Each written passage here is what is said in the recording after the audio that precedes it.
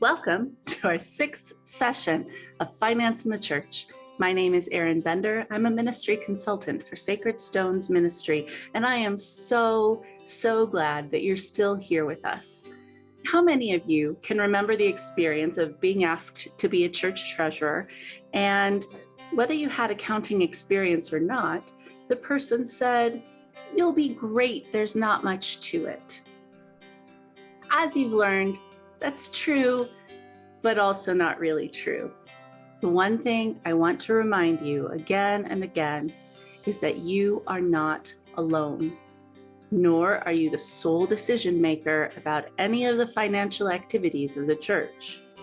Your ability and sacred trust is one part of your church living out its dream and vision for ministry in the world.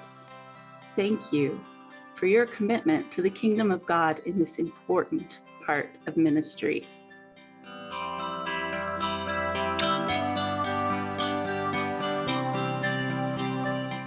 Today's topic, government stuff.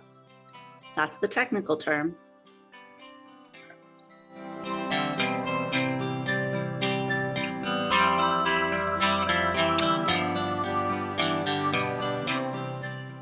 In this session, you'll hear about the way a church functions under the First Amendment.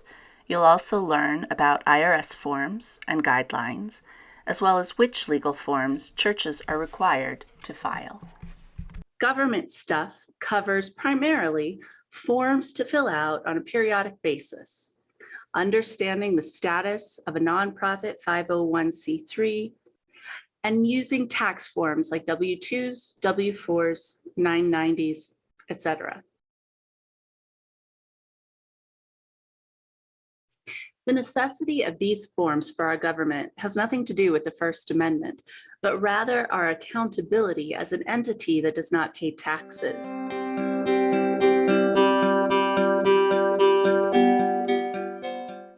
The First Amendment was adopted on December 15, 1791, as one of the 10 amendments that constitutes the Bill of Rights.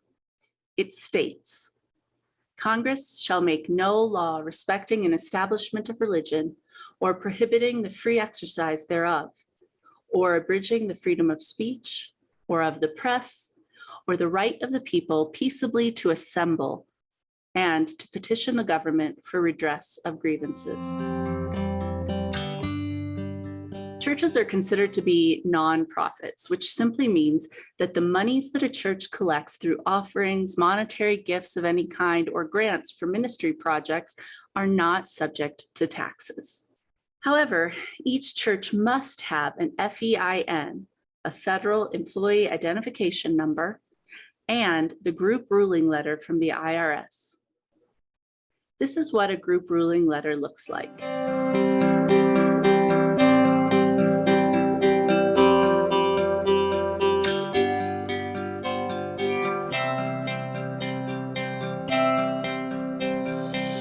Churches are nonprofits, but unlike some hospitals, for example, or advocacy businesses, they fall into a different nonprofit category than non-church related organizations. Section 501c3 is a portion of the U.S. Internal Revenue Code and a specific tax category for nonprofit organizations. Organizations that meet the requirement of a 501c3 are exempt from federal income tax.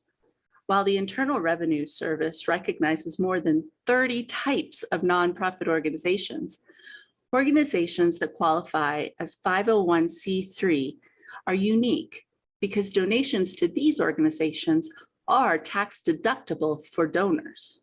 501c3 organizations must pay their employees fair market value wages. To receive its favorable tax treatment, the nonprofit organization must not deviate from its purpose or mission.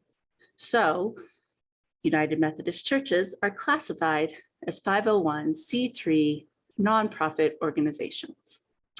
From time to time, you may receive requests for proof of your 501c3 status from donors, government agencies, or event sponsors. They will want your federal tax ID number and a copy of the group ruling letter from the IRS. Just a side note, Some groups may look at the federal registry for nonprofit organizations and be concerned because they don't find the name of your church. This is because the ruling names the United Methodist Church as a whole, and the IRS determines which of those agencies is included on the nonprofit registry. Now you know all about why your church is a nonprofit 501c3 entity according to the IRS. Now let's take a look at just a few of those fun and famous IRS forms for which every church is responsible. Although they work in a nonprofit organization, all employees must file taxes as with any other job. Some of you may only have one paid employee, and that is your pastor. But some of you have part-time or full-time maintenance staff, office managers, childcare providers, and musicians. The treasurer's responsibility is to make sure each non-clergy person has a W-4 at the start of employment, and at the end of each year, by January 31st of the new year, to fill out a W-2 for each employee. As we discussed in session 5, clergy persons are self-employed, and their responsibility is to keep their payroll records for Social Security and taxes. The W-2 is fairly obvious to fill out, but here are some tips just in case. The IRS uses a checklist to evaluate whether individuals are independent contractors or employees. If the church controls the who, where, when, and how of someone's work schedule, they probably fit the employee category for tax purposes. However, if an individual controls their own work product and has other clients, they're most likely an independent contractor and should get a 1099 tax form.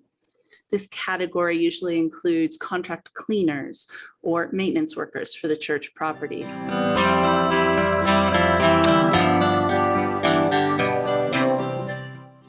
As a nonprofit entity, our responsibility is to maintain accurate records so that we remain compliant with the government's paperwork each year. Our next session will address some of that record keeping. However, for now, take a look at the requirements for Form 990, which is the IRS's primary tool for gathering information about tax-exempt organizations. Thank you for joining us for session 6. I want to reiterate what I said in the beginning. Please know that you are not alone in this responsibility. Not only are there other church members to help you, the Staff Parish Relations Committee, the Church Council, but also district resources at the United Methodist Church. Your role is vital, and we couldn't do it without you. Thank you. To wrap up our lesson for today, consider the following questions. And of course, feel free to stop the video in order to have time to discuss them.